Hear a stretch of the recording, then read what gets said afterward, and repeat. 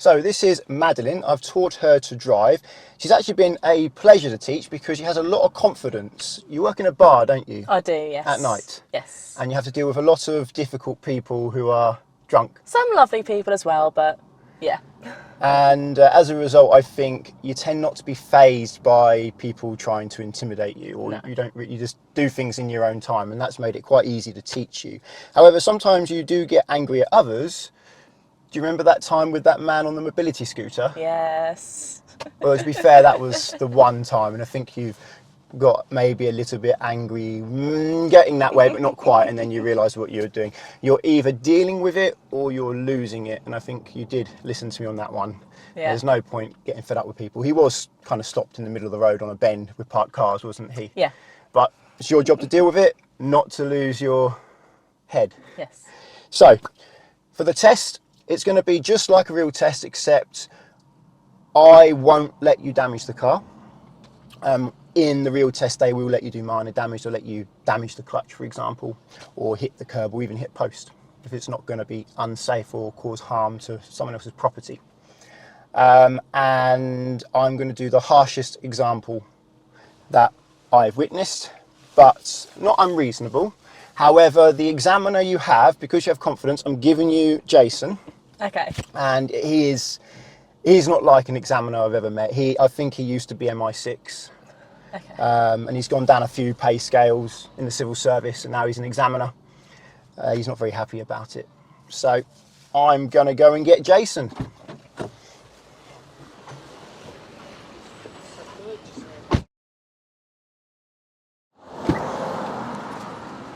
Are you Madeline? I am, yes. Hello. I'm Jason. Nice to meet you. So, Madeline, only the Queen was allowed more than 2 syllables when she was alive. And even then, most people called her the Queen. Anything a bit shorter? The Queen is more than 1 syllable together. But it's not more than 2. True. You can call me Maddie if you prefer. Maddie? Yeah, I can do that.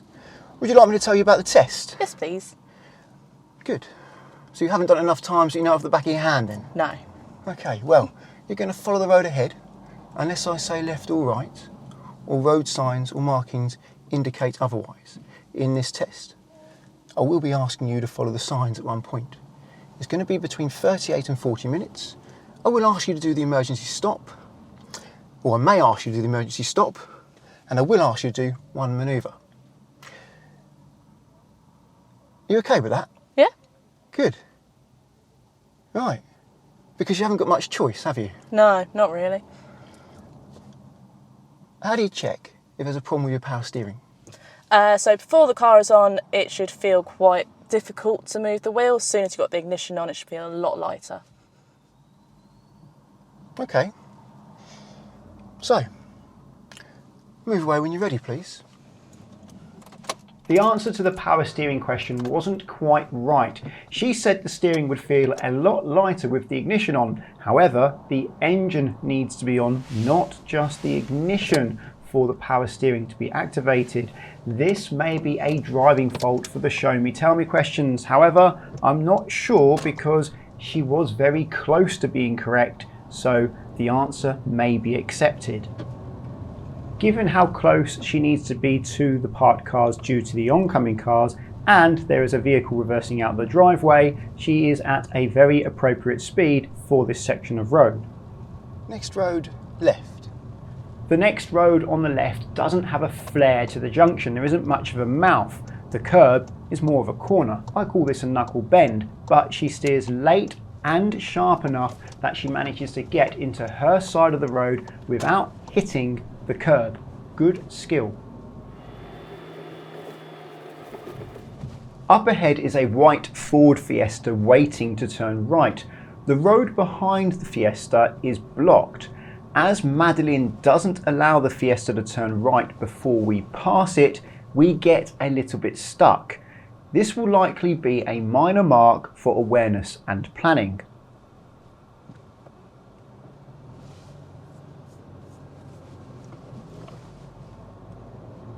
Next road, left. She checks the mirrors, signals and approaches the crossroads at a safe speed, allowing people to finish crossing the road. The two pedestrians in white shirts are waiting to cross the road, but in this situation it's safer to allow them to wait than it is to actively give way to them and put them under pressure to cross the road when vehicles can be approaching from other directions, which they are in this case, and that is often the case. She slowly moves out to improve her view and turns around the sharp left-hand corner without hitting the curb and manages to deal with the parked car that's too close to this junction safely. I'm about to ask her to pull over at the side of the road about a car length from the next parked car so that she can do the angle start. You will be asked to do this on your test, and your examiner may ask you to stop next to a driveway. If you could pull over just before the next car on the left, leave about a car's length before it. Don't worry about the driveways. Don't worry about this white line either on this occasion. Okay. So keep going. Keep going. That'll do there. Move away when you're ready.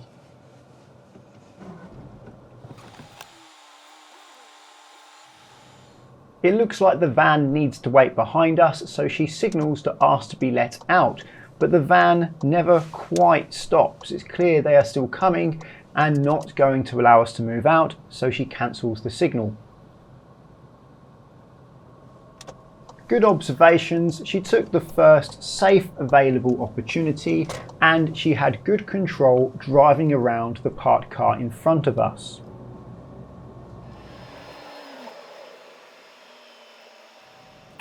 End of road, right.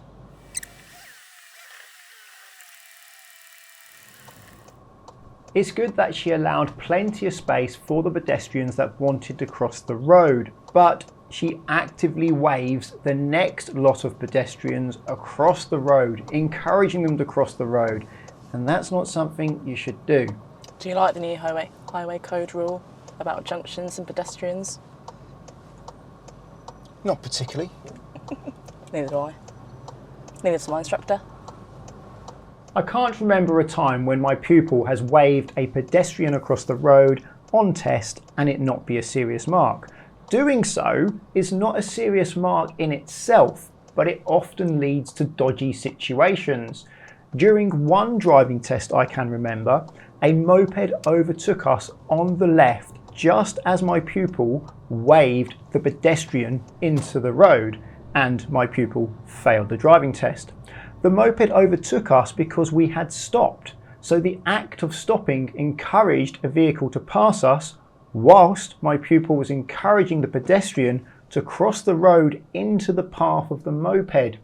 We used to teach people not to do this due to the hazard it creates, but the new H2 rule in the highway code encourages drivers to put pedestrians under pressure to cross the road when the pedestrian is already waiting for the vehicle. This often makes the pedestrian rush, and when they rush, they are more likely to get hit by a vehicle. Follow the signs to other routes. Okay. And continue to follow the signs to all other routes or other routes.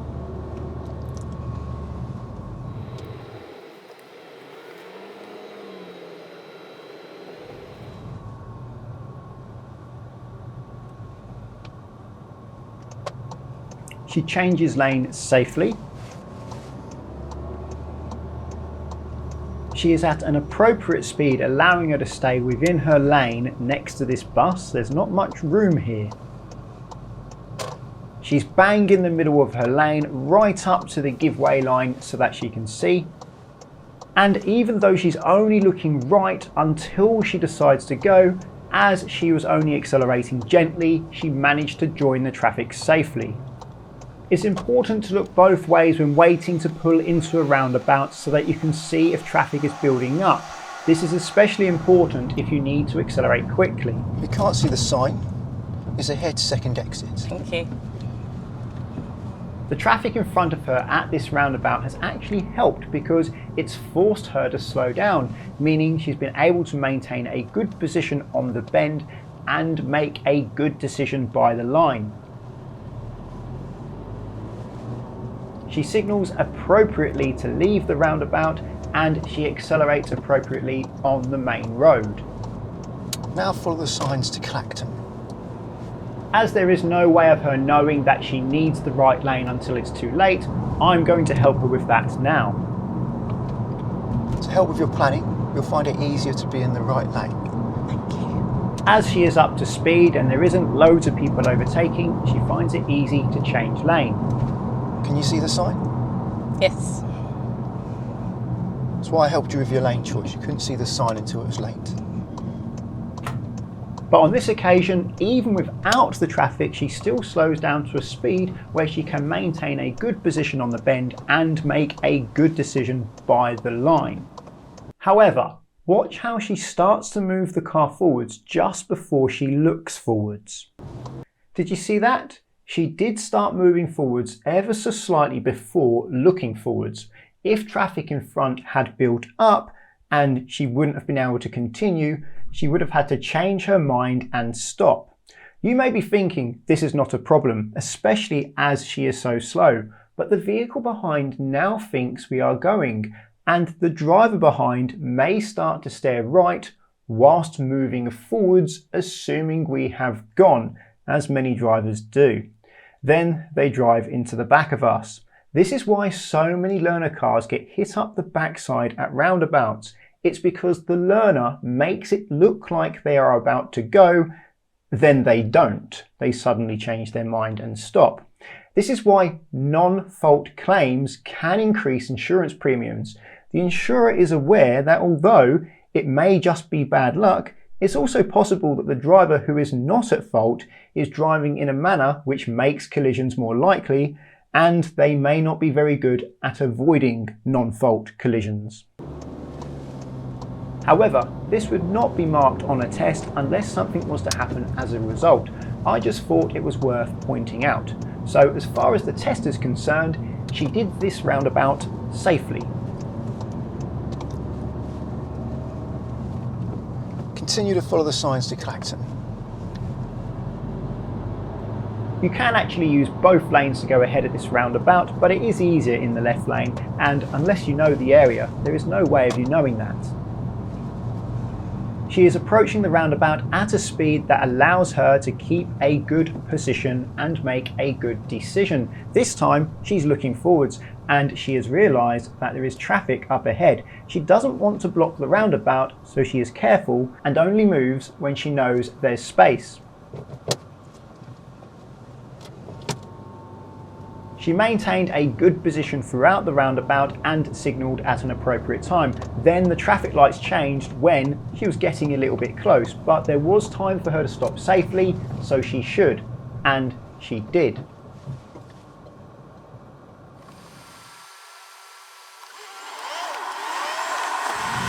So, what would you normally be doing today? I would normally be relaxing during the day and then going to work this evening. I work in a bar. You work in a bar? Yes. Lovely little 1 AM finish time. Early then? Oh yeah, really early. Nice easy shift. What do you do in this bar? I'm the general manager of it, so I do a bit of everything. Security? Sometimes. This road has a 40 mph speed limit, and as she only got up to 33 miles an hour and it was safe to do 40, it's likely going to be a minor mark for appropriate speed. What would you be doing if you didn't have this job? Can't tell you that. Okay. What would your dream job be? Me telling you that would be the reason why I'm actually here. What would your second dream job be? Oh.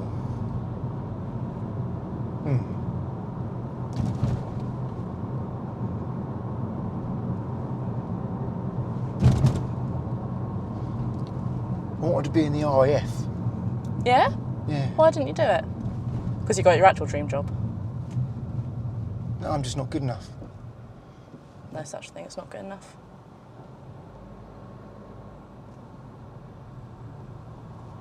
Everyone's good enough, just some people have to work harder to be good enough. Flying those planes ain't as easy as it looks. Oh, I can imagine.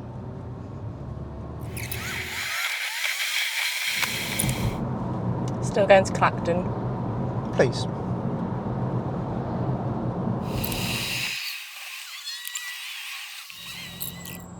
Is this your favourite time of day to do a driving test? I don't particularly have a favourite time of day to do a driving test. Oh, I thought you'd have a favourite. No, they're all as bad as each other. Fair enough.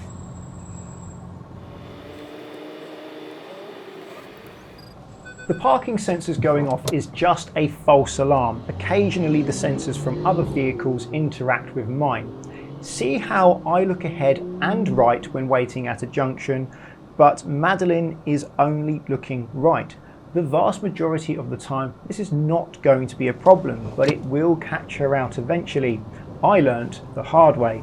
However, she moves away when it's safe, stays in her lane, which many people struggle to do on this roundabout, and signals correctly also.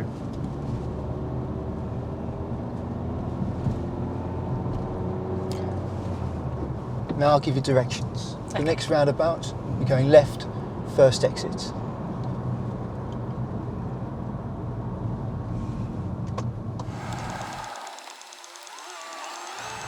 She maintains a good position. She's ready to stop by the line safely if she needs to, but also she's ready to go if there's an opportunity.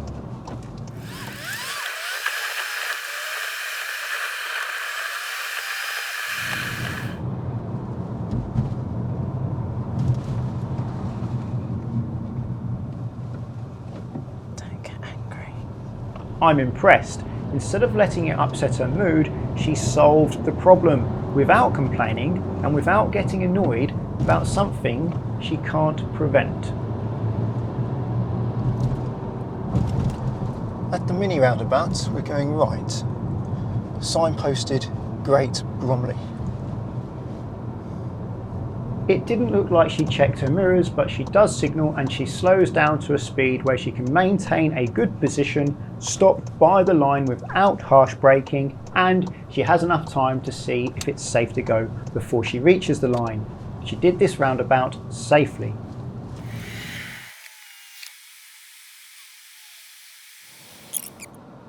Is it only the Colchester test centre you've worked at? They put me where they want. Have you got any preferences? Not really. Why, do you want to become an examiner? No. Need to pass my test first anyway.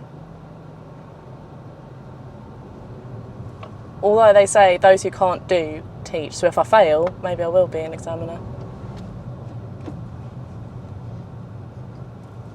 Those who can't do teach. Yeah. You must have heard that. How do you teach someone to play guitar if you don't know how to play guitar? I know, it's just a saying, isn't it? Like, if you can't be a major sports athlete, then you would teach.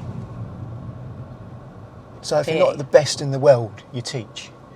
This is no longer a zebra crossing. The temporary traffic lights have replaced the zebra crossing with a traffic light crossing. We should not be giving way to the pedestrian, as it's going to cause traffic to build up behind us, and then the traffic lights will become out of sync, meaning oncoming traffic will get a green light when we are still trying to proceed.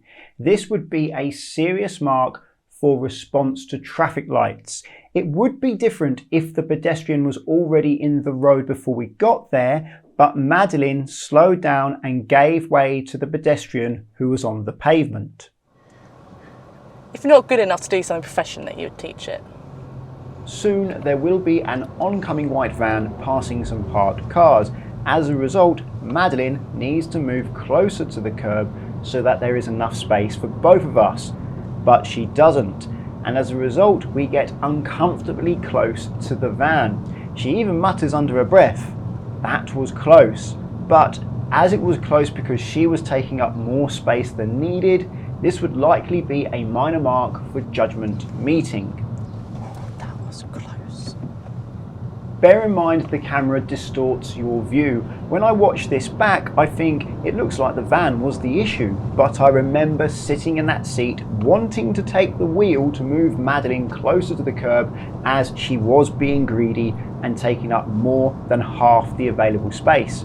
When passing parked vehicles, if there is space to safely proceed at the same time as an oncoming vehicle, you should. The van did nothing wrong.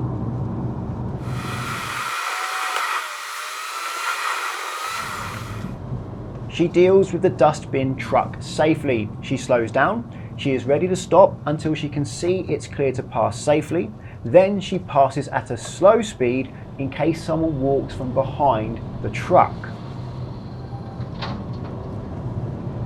Please pull over in a safe place on the left. I'm now going to ask her to do the emergency stop. They asked me to say please, you see.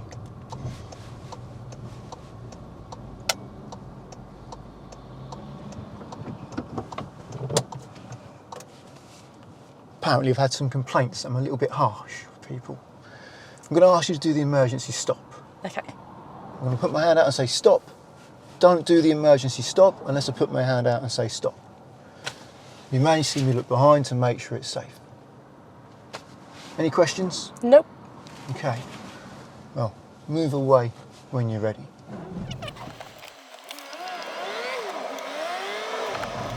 We're not going to do the emergency stop. Pull over in a safe place on the left. Please.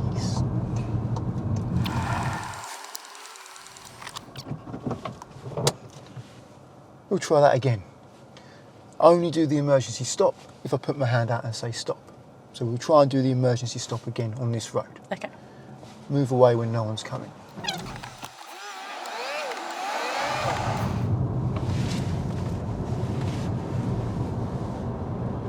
Stop. Thank you. Won't ask you to do that again. Move away when you're ready. She reacted quickly and stopped the car as quickly or near to as quickly as possible using the ABS. The car stayed stationary until she wanted to move again, and she checked both blind spots before moving away. Nothing to mark here, although I didn't check the blind spots as I should after she has checked them, so that would be a markdown for me.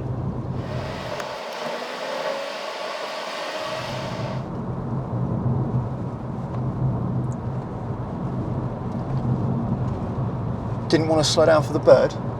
I didn't Next deem road it right. safe to, at the speed we were travelling and how close we were when the bird appeared. Okay, don't turn right. So we have to carry on, please. Looks like the road is closed. Which is standard for this area. An examiner should not be making such comments, especially in this disapproving manner. If yours does, you can notify your test centre manager. But you can slow down for animals to avoid roadkill and damage to your vehicle. For small animals that don't pose any danger, you should not react in a way that could cause a collision. But in my opinion, although there was certainly no time to stop for that bird, it was safe to slow down a bit to help increase the chances of the bird flying away in time. Making zero attempt to avoid potholes and animals can be marked as planning and awareness depending on the situation and how easy it would have been to avoid them. I have personally witnessed this on a real test. However, avoiding them in an unsafe way would also be a driving fault.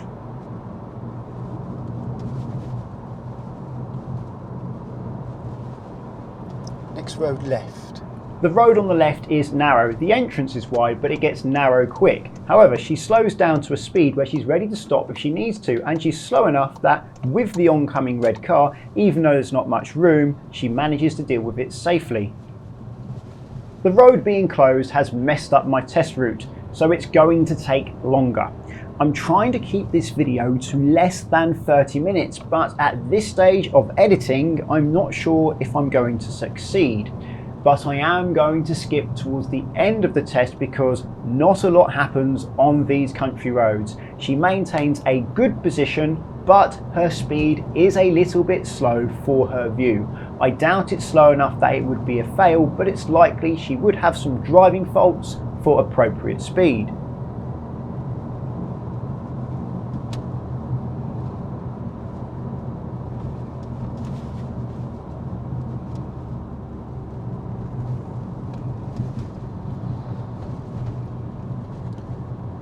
Next road left. Throughout this test, she has been dealing with junctions safely. For this junction, she checked her mirrors, she signalled, she even used the extended mouth of the junction so that her position made it even more clear to others around her that she wanted to turn left. She slowed down to an appropriate speed and an appropriate gear so that she was ready to continue, but also ready to stop and give way without harsh braking if she needs to. Another junction dealt with safely.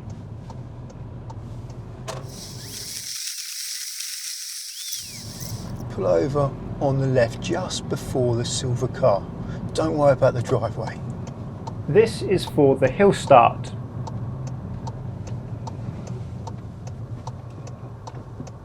That'll do. Move away when you're ready, please.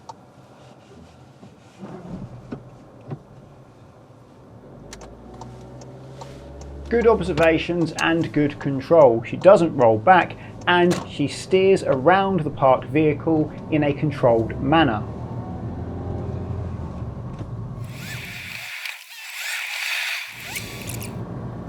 Okay. If you can just pull over just before or just after these yellow lights, please.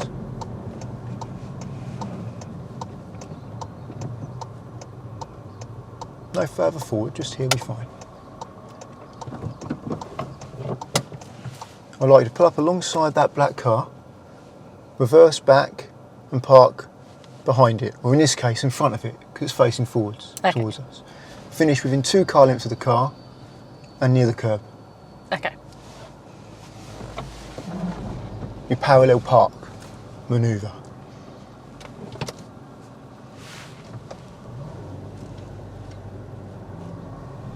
She moves away when it's safe to do so, but she stops just a little bit too far forwards.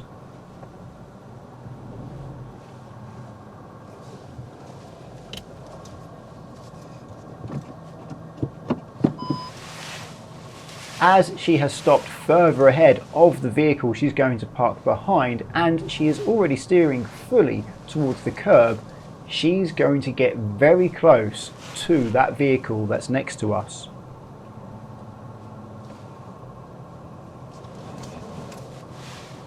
She is maintaining good observations all around. She needs to look around enough that she would see anyone approaching us before they have a chance to reach us. And this is the problem with starting too far forwards. I've messed this up. If she starts to straighten now, the bonnet of our car is going to hit the black car. But if she continues back, we're going to hit the curb. She can't win. But there is a way to correct her mistake. She starts by pulling forwards and away from the parked vehicle.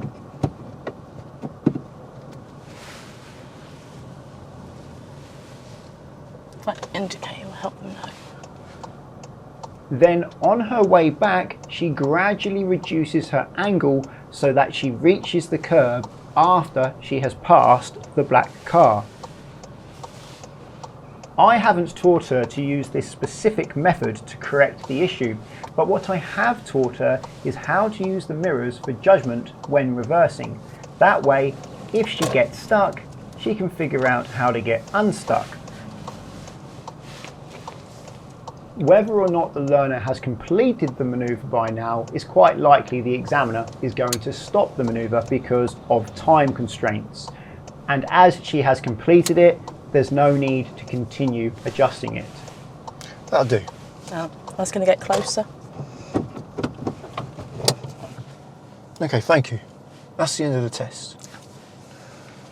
Unfortunately, you didn't pass. But I'll get Richard to do the debrief. Okay. Better luck next time. Thank you.